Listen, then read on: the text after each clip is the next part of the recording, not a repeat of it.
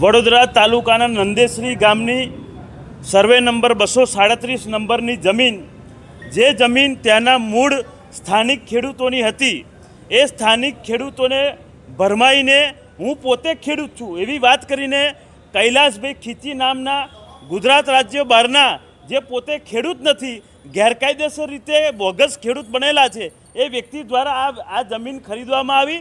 ત્યાર પછી તમામ ખેડૂતોને ખબર પડી કે આ વ્યક્તિ પોતે બોગસ ખેડૂત છે અને પોતે ખેડૂત ખાતેદાર નથી।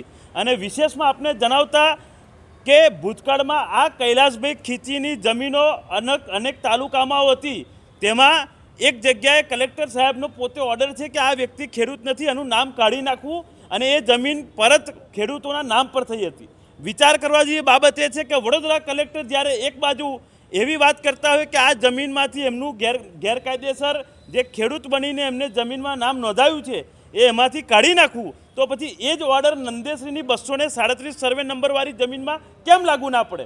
આજે કલેક્ટર સાહેબને રજૂઆત કરવા માટે આવ્યા છીએ કે કૈલાસભાઈ ખીચી જેવા ગેરકાયદેસર ખેડૂત બનેલા બોગસ ખેડૂતે જે નંદેશ્રીમાં સ્થાનિક ખેડૂતોની જમીન લીધી છે, ગેરકાયદેસર રીતે લીધી છે, એ જમીન એમને પરત પાછી આપવામાં આવે, તેમજ આ બોગસ ખેડૂત પર કાયદેસરની કાર્યવાહી કરવામાં આવે। જે તે સમય પર જે પણ રજિસ્ટ્રારે આ ખેડૂતની આ ખેતીની દસ્તાવેજની નોંધણી કરી હોય એ પણ અધિકારી એની જોડે મળેલો હતો, એટલા માટે એની પર પણ કાર્યવાહી કરવામાં આવે। પરંતુ મૂળ બાબત એક જ છે કે આવી રીતે ગામડાના ગરીબ ખેડૂતો જોડે ખોટી રીતે જમીન પચાવી પાડવાનો કારસો વર્ષોથી ચાલે છે।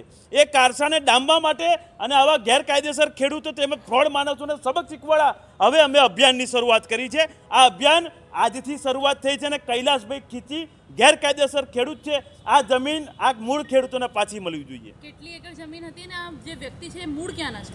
આ મૂળ ગુજરાત બહારના છે।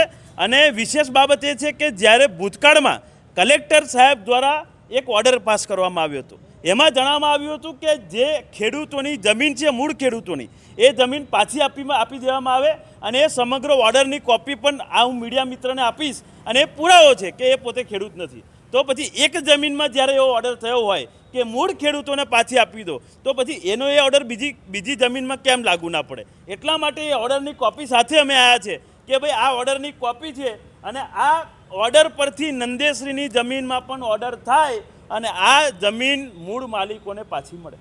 ઓકે।